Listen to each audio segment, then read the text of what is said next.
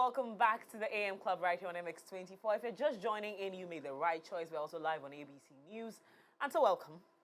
We're covering more areas, more communities, more homes, and of course the conversation is getting bigger and better. So you're welcome. My name is Miriam Uduak-Mensah. This is the Lifestyle Daily segment of the AM Club show. Today's Thursday.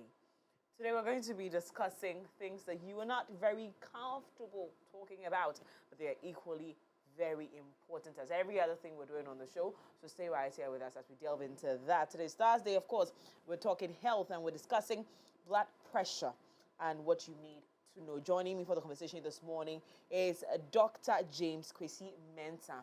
I just saw a map that was, indicating the many African countries and the most common last names, and the most common in Ghana is Mensah. So he's Director of Clinical Services, Gannett Medical Center. Good morning, Mr. Mensah. Good morning. Is he most popular on earth? If you be a Mensah. If you be a Mensah. Right. That's actually very... It's not a very good thing, though. Yeah, it is not, but yeah. How you doing? I'm good. Yourself? Really good to see you. Yeah. Really good to see you. Yeah. Now let's delve into our conversation this morning. Once you hear blood pressure, the first thing that comes to anybody's mind is obewu, and that's stroke. Like, I mean, it's just the posture of many. But let's define what blood pressure is. And those two numbers up there. Yeah. See, anyone who understands it, please, let's go for lunch today. I want to buy you lunch. Because for some reason, people don't just understand those two numbers. So you explain to us those two numbers on the monitor when you're checking your blood pressure. Okay, all right. Thank you so much, and good morning to your viewers. Good morning. So, as you earlier stated, blood pressure is basically the pressure of the blood in the blood vessels. Okay. Simply that. But you're also looking at what amount of pressure the blood is exerting on the walls of the blood vessel. And usually we are able to get that by a reading with the sphygmomanometer, the blood pressure machine. So, I mean, when it comes to blood pressure, there are normal values. Usually you see the top one and then the down one. The top one is called the systolic blood pressure. And then the down one is called the diastolic blood pressure. Okay. Now, the systolic blood pressure usually is the pressure with which the heart is pumping blood into the circulation. Okay. So when your heart beats like this, boom, it pumps blood with force into all other parts of the body through the blood vessels, and that gives you the systolic blood pressure. Okay. Now, the normal pressure within the blood vessels when the heart is not pumping at all, which is mainly as a result of sort of the resistance in the blood vessel, and then the blood itself is what you call the diastolic blood pressure. So that gives you more or less like an average of the blood vessel, the blood pressure within the blood vessel. Right. So for a layman, what you see at the top is how your heart is pumping blood. Yes, really, in a layman. And then the second one, the number under is the pressure of the blood that is being pumped. The normal pressure within the blood vessel. Okay. Yeah. Okay. You understood? Yeah. You're confused. Okay. Right. So with the values, so it's actually very hard to define hypertension, like high blood pressure. Because people have different baselines. Okay. So over the years, research has focused on at what blood pressure does it come with complications, that is end organ damage. Okay. Because once you have the various organs in the body being supplied by blood, when the pressure within the blood vessel supplying that blood is very high, then those organs begin to have issues. Okay. And so we looked at the average pressure at which those organs begin to have issues. And then we got an average and we said, oh, this is high blood pressure. So usually you hear people saying, if your blood pressure is 140 or more over 90 or more, which is systolic 140 or more, diastolic 90 or more, it means you have hypertension. But let's say you have a young man who has a baseline blood pressure of 90, and he comes to the clinic with a blood pressure of 130. That causes concern. That calls for concern. Because normally the baseline is just 90, then this person has come with 130. So that is very high for that particular individual. Okay. So it is better to always individualize blood pressures. Blood pressure. Oh, yeah. okay. Now, so what do we consider a normal? Which one can we generalize? At what point do we generalize and say this is a Yeah. normal blood pressure? So, I mean, normally you would say less than 140 over 90 should be fine. Less than 140. So you're Less than 140 over 90. Yeah, Okay. yeah. Okay. The high blood pressure is often called silent killer. A Yeah. silent killer. Why is that? Why do people classify high blood pressure to be a silent killer? Right. So, unlike most diseases, like let's say malaria, when you have malaria, you have fever, you have chills, you may vomit, and all that.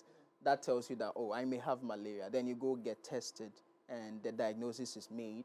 High blood pressure usually doesn't come with symptoms. Okay. It doesn't come with symptoms. So you'll be walking normal, you'll be fine, and all that. Then you go to the clinic, they tell you that, oh, your blood pressure is high. And usually that is the problem. By the time you start experiencing symptoms, the symptoms are usually signs of end organ damage, that the blood pressure is actually now causing issues to the organs like the brain, the heart, the kidneys, your eyes, and all that. So that is why it's called a silent killer. So you never see anything until it's worse. It's worse. Yeah.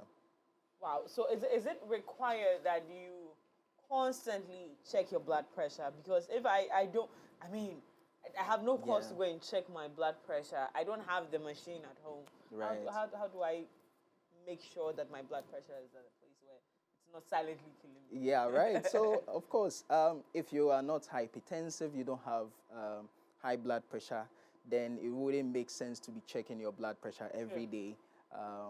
But a good rule of thumb would be to at least check it every 3 months. Within the year, anytime you get a chance, basically, you should check it and know your baseline. That's the most important thing, that at least you know that, oh, I'm within this range. So if I go above that range, then something may be happening.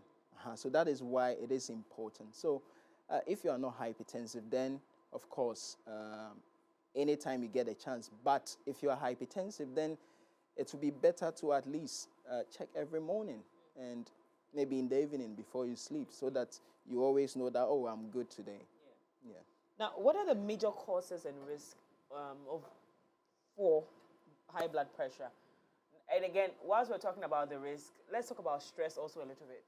How Right. much does stress contribute to having high blood pressure? So we'll do the general one and do the specific one to stress. Okay, all right.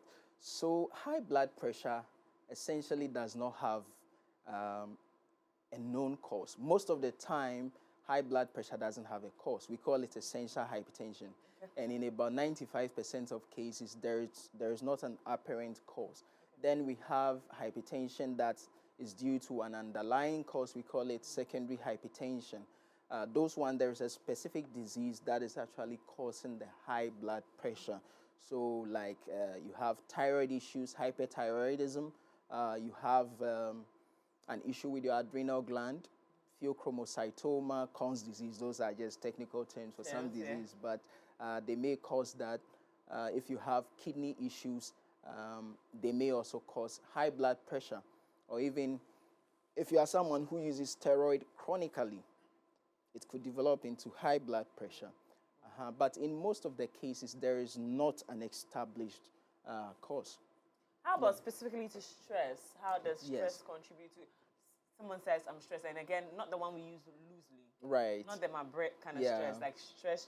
Right. How does stress contribute to someone having high blood pressure? Right. If that's even a thing at all. Yeah. So stress can actually precipitate high blood pressure. The reason is that when you are stressed, there are hormones that we would call stress hormones. One of them is cortisol. And cortisol actually can cause a high blood pressure, an increase in your blood pressure. Then also, if you do the sort of work that you are always alert, you are always, focused, then it's like a fight or flight mode. So things like epinephrine, which is like a hormone that mediates your ability to remain alert and respond to very stressful situations. Once they are elevated in your system, they can keep your blood pressure very high. Very high. Yeah, so stress means stress hormones. More stress hormones means hypertension. Yeah. How about diet and sleep? Diet helps. I mean, No, I mean, how does diet or food or the things we take in Right. contribute to high blood Oh, pressure? And of okay. course, sleep Yeah. as well. Right. Someone told me yesterday that if you don't sleep well, Yeah. you can have high blood pressure. And I was like, that's not even possible. Yeah. So the foods we eat can also contribute, especially high intake of salt. Oh, salt? Yeah. Those of us who like the momoni, the Kobe and co. We're at risk. Yeah, Yay. it is a risk factor, but you can't say it is an exact cause. Okay. So if you take in a lot of salt, then the salt itself has a potential to carry with it a lot of water. Okay. And once there's a lot of water coming with it, your blood volume increases, and that can also cause an increase. Sugar? Sugar increases your risk for diabetes, which in itself can increase your risk for hypertension. But a combination of the two is usually not good. So high intake of sugar, you want to do it in moderation. Lipid level, intake of high-fat diet can also be an issue because if you have that and hypertension, then your risk of having cardiovascular issues is increased. The issues connected to, or health situations connected to high blood pressure, one of it is stroke. Right. Explain how that process is. Okay, so high blood pressure is actually the number one significant risk factor for stroke. Usually in the brain, you have blood vessels, and these blood vessels carry with them blood. And so if the pressure in the blood vessel wall is very high, then the risk that sometimes it can rupture is very high, what you call hemorrhagic stroke. So that is why. So it's always important. And the brain is not so good at controlling fluctuations in blood pressure. Okay. So if you are always encountering a situation or an event that raises your blood pressure suddenly, that could be a problem. We call it malignant hypertension. Yeah. In recent times, we've also noticed that the high blood pressure conversations we're having are connected to young people within their 20s and 30s. What could be the contributing factor to that? I mean, generally the sentiment is that people are more stressed nowadays. What is contributing to that stress, to be fair? Right. Relationship issues. Yeah. So, too many working hard on the streets of Accra. Yeah. Oh my goodness. Yeah. So. Oh my goodness. So yeah. So that is one of them, and also there's been increasing abuse of a lot of illegal stuff, medications. People are coming in with kidney issues, and once you have kidney issues, your blood pressure could be high. Our diet is also gradually changing and becoming more westernized, and so those are some of the things that I think may be accounting for. Now, for someone who exercises regularly, eats relatively well, are they at risk of, getting high blood pressure? Right. So, I mean, those activities decrease your risk of having high blood pressure, but it is actually very good in preventing or reducing your risk of having high blood pressure, or even if you have high blood pressure, it aids so much in control of the high blood pressure. Okay. So I would say it is good. Get some exercise in. I sometimes jog some 5 kilometers. It's good. Normally in the Ghanaian settings, you finish eating and then you are going to bed. Yes. But I think that we need to change that. Right. Now, what damage can uncontrolled hypertension cause to the kidney, the eyes? I want to say the brain, the heart. What damage could hypertension possibly cause to these? Right. So, like you have it. Let me give you a scenario. Say you have a PVC pipe, distant tube, that sort of is connected to this pressure machine that pumps water to your house, and then let's say you have 2 horsepower, and then now you've gone for a 3. Now the pressure with which the water is being pumped, it's so high. It will do a lot of damage to your house. You see that all the PVC pipes will begin breaking because the pressure within the pipes are very high. It's the same thing for hypertension. So once the blood vessel is the one supplying blood to the brain, your eye, which is the retina, the heart, the kidneys, once the pressure in them is so high, it gets to a point they cannot contain it any longer, and then it can cause end organ damage, what you call target organ damage. Yeah. Also, there are, testimonies or stories we've heard of someone's blood pressure being reversed. Right. How possible is that? And is there a curable condition? Yes. So most of the time, the secondary causes of hypertension, once you deal with them, the blood pressure normalizes. Like if someone has hyperthyroidism and you're able to control the hyperthyroidism with medication or surgery, if the person has kidney issues and you're able to do, let's say, a kidney transplant, if the person has adrenal pathology and you're able to deal with it, the high blood pressure can basically go. And even with essential hypertension, dietary modification, lifestyle changes can actually control it. So it is not always the case that once we diagnose hypertension, we have to start you on medication. Usually, depending on how high it is, we may start with just lifestyle modification, and then it can control it. So yeah, it is true. Sometimes once you enter into a hospital, they're checking your vitals and your blood pressures happen to be a part of the data they would like to take from you. Once they're doing that and they get numbers that are a little high, are you declared immediately hypertensive, or it's not a conclusion that you are hypertensive? Right. So there is a phenomenon called white coat hypertension. Okay. Yeah. When I was young, if I saw someone in white coat, I'll begin crying because I'm afraid I'll get some injection. So I am already stressed already. Yeah. And for most people, that happens. Once they see the white coat, they're already anxious, they're already stressed, and then their blood pressure goes up. So it is not a good rule of thumb to diagnose someone with hypertension in a single setting with a single measurement. It is always better to establish the diagnosis with what you call ambulatory blood pressure monitoring. It's actually a BP machine that you fix on your arm. You have a pocket for it, and then it measures your BP for 24 hours. Yeah, that is available. So you can look at, okay, how has the BP reading been over the last 24 hours when you were sleeping in the morning and all that. And then you can arrive at an average that can help you establish the diagnosis.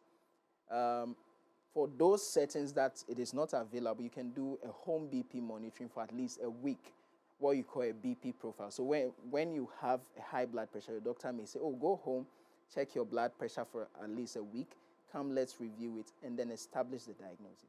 But notwithstanding, there are some elevations that cause for concern. Let's say you come, your blood pressure is 160 over 100 or more. It wouldn't be a normal elevation due to the white coat.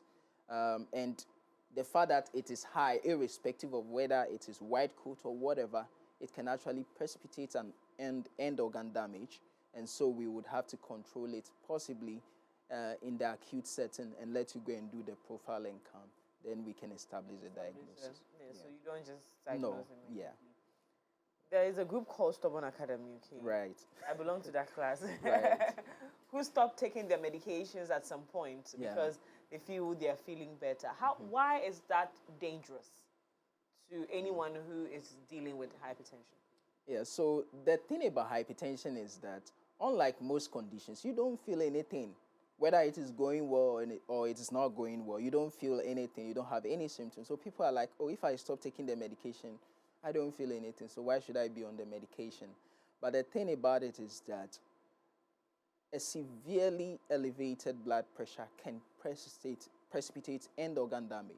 Like, for example, you can have visual impairment, you can have stroke, you can have kidney failure, you can have heart attack or heart failure. And all these ones, they happen suddenly.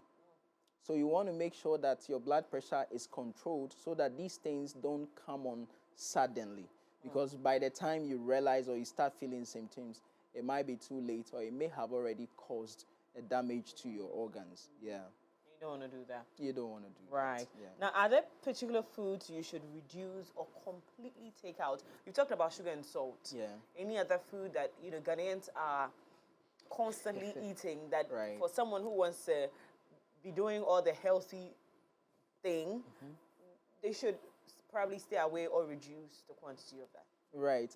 I think one of the interesting things that I've noticed in Ghana is that someone said that in Ghana we name our foods by the carbohydrates we take. So someone will say, I'm going to eat banku. And we don't care what sort of protein the person is going to eat the banku with. Someone says, oh, I'm going to eat kokonte, kenke. But I think that we have to reorient it and change the ways we describe it. Maybe I'm going to eat fried fish with what? Then you say kenke.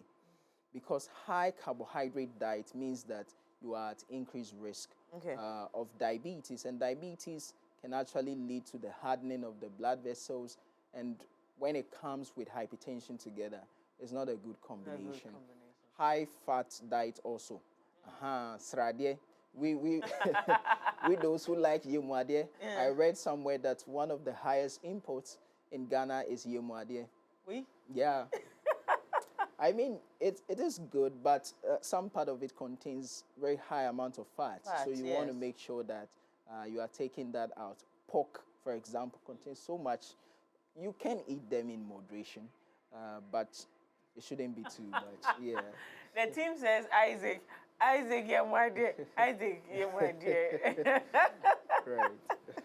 All right, so we have some questions, and thank you so much for being a part of the show. Doc is teaching us this morning. If you're just joining in, this is the Lifestyle Daily segment of the AM Club show. If you're watching us on ABC News, thank you for joining the show. Today we are discussing blood pressure on Lifestyle Daily, what you need to know, and Doc has been teaching. Today I'm calm. I told you, calm with me is the goal. I'm calm listening. I'm not scared anymore. I'm calm listening. And some of you have sent messages, so let's take a look at those and you answer them for us, please, Doctor. Jeremy from Medina says, I checked my blood pressure recently and it was higher than normal, but I had no symptoms. Should I be concerned? Right. So how high then is what I would ask. Yes. But it will also be important if you're able to get a profile. So let's say if you can check it every morning and then you document it, then when you go and see your doctor, then you can actually send a profile to go and see a doctor. And then the doctor will assess it and then assess whether there are issues to be concerned about. Then we can move. Indeed. Now, also from Kwamo says, if I get one high blood pressure reading, should I immediately see a doctor or check it again later? So it is better to always check it again. Then again, the conditions or the events surrounding when you check your blood pressure is also important. Let's say you've gone for jogging, you've been in a stressful state and you've checked your blood pressure and it's high. It doesn't necessarily mean that you have a high blood pressure. Right. So it's better to always do a more consistent check to ascertain. Yeah. Okay, also Kwame Boateng from Spintex says, if hypertension runs in my family, what can I do to reduce my chances of developing it?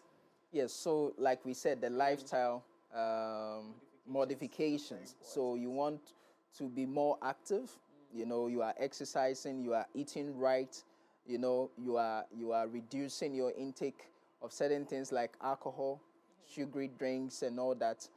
If you're a smoker, you want to quit smoking because smoking is actually a major risk factor, and when it comes in combination with hypertension, it might be a problem. So those are some of the things that you may want to look at.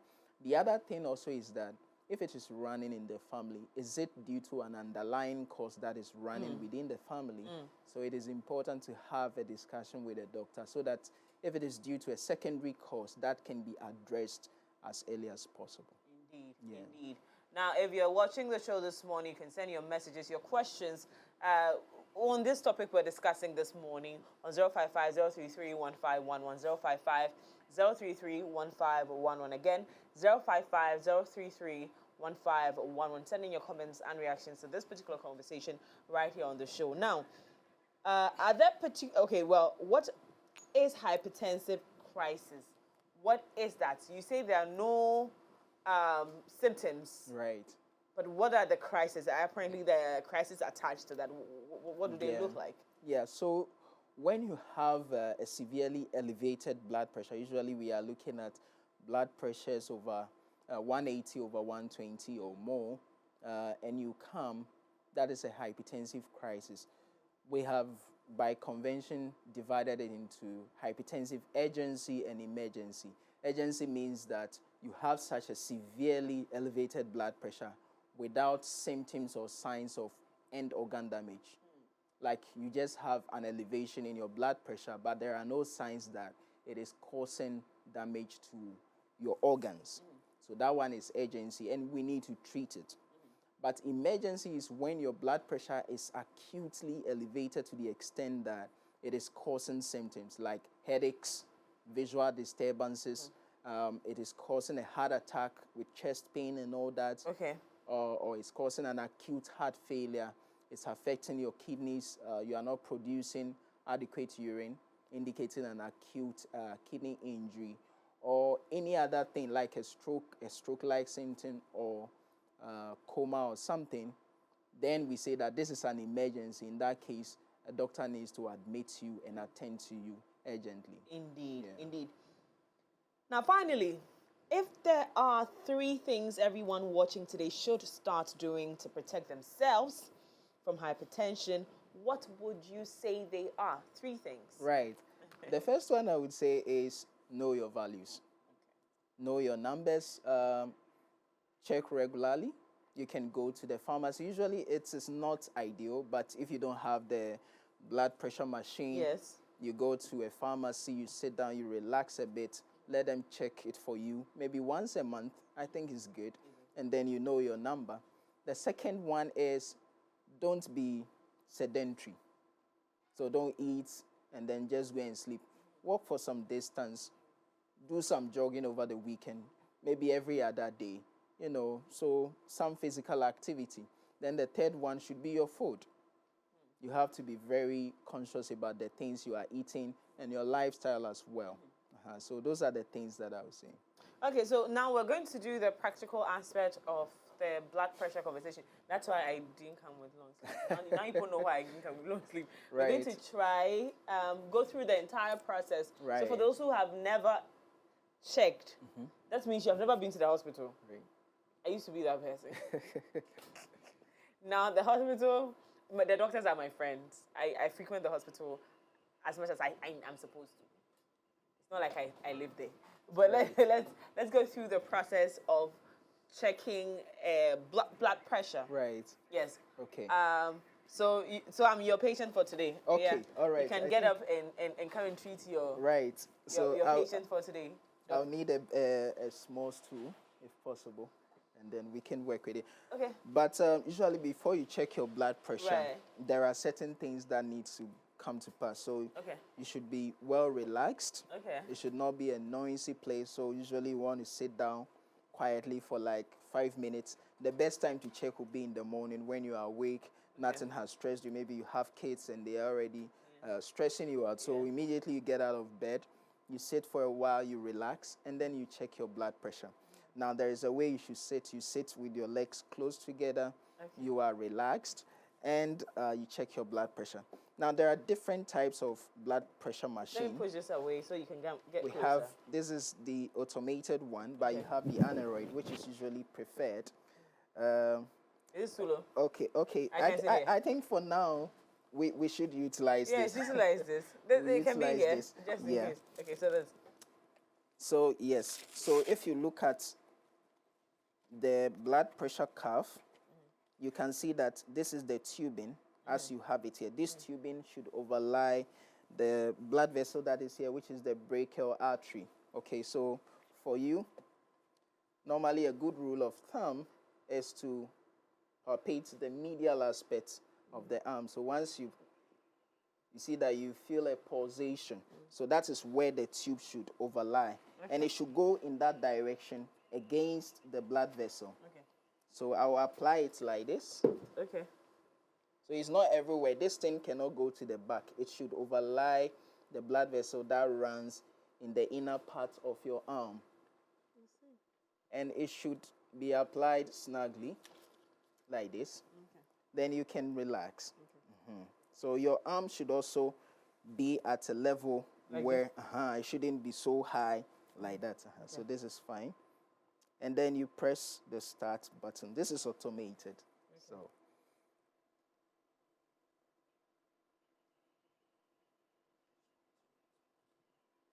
So you wait for the reading, and then, yeah.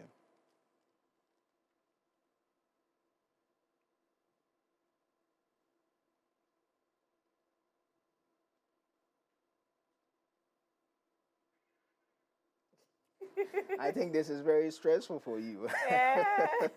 On air. Okay. Yeah. Are you detecting some stress?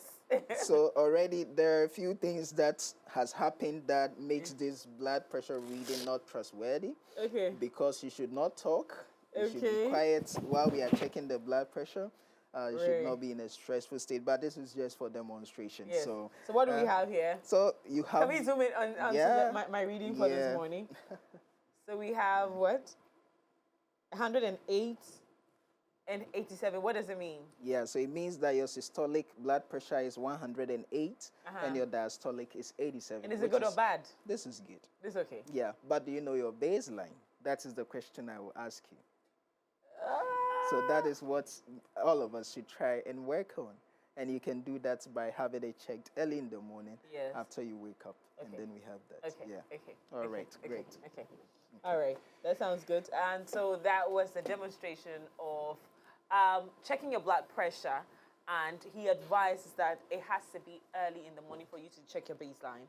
So that when you look at these numbers, you know whether you're high or low or you're in a good place. Right. Because then this medically is okay. There's nothing to be scared of. Yeah. But then is it beyond my baseline or is it beneath my baseline? Is what we need to know.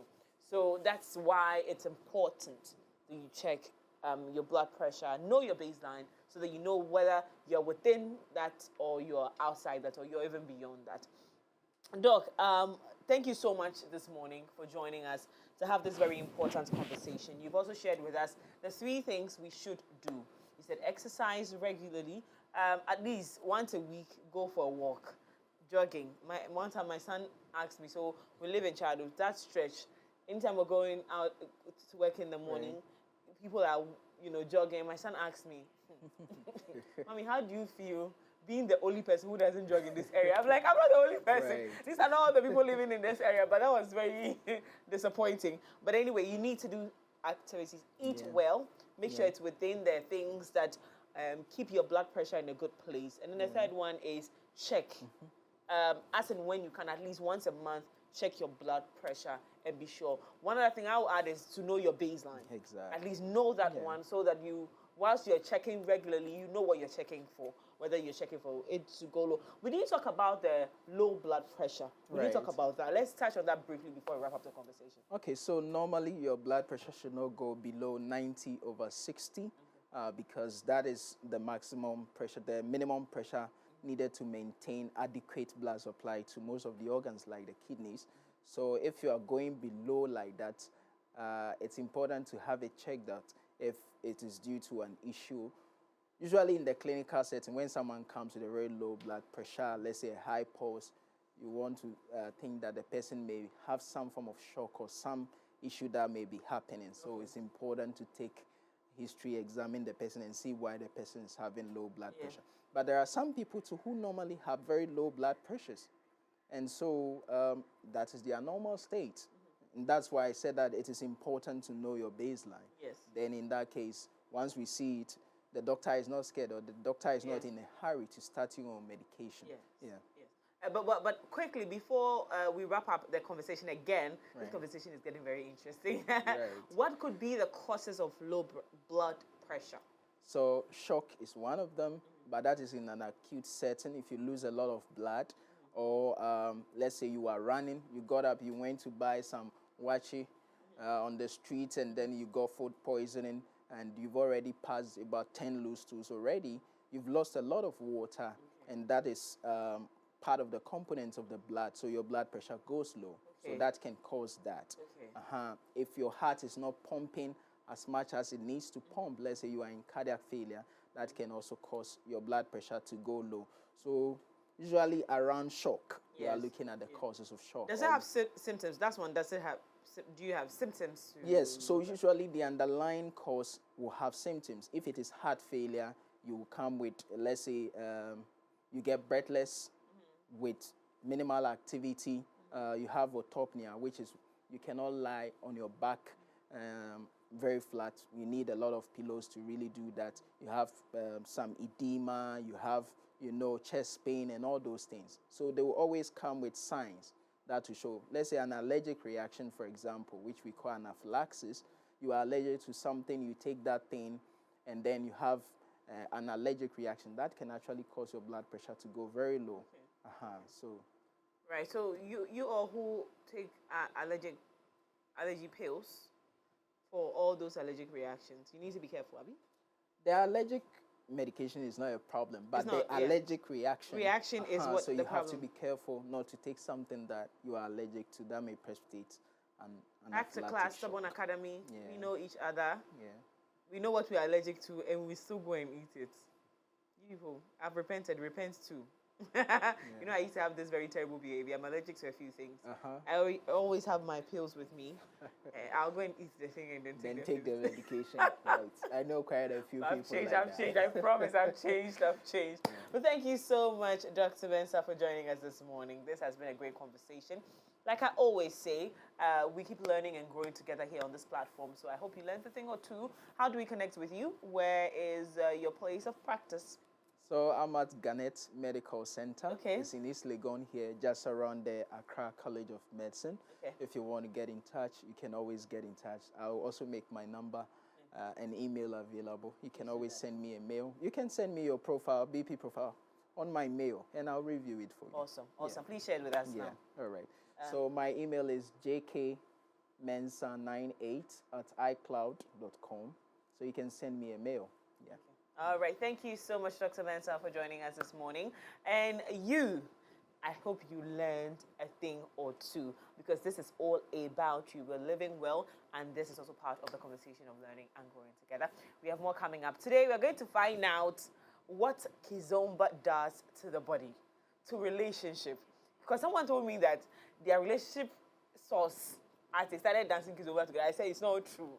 It's not true. You people cannot do that. But Kizomba is a very affectionate, very romantic dance. We're going to find out where it's from, who can actually dance Kizomba, and what it does to you as a person. So stay right here with us. We'll be right back after this.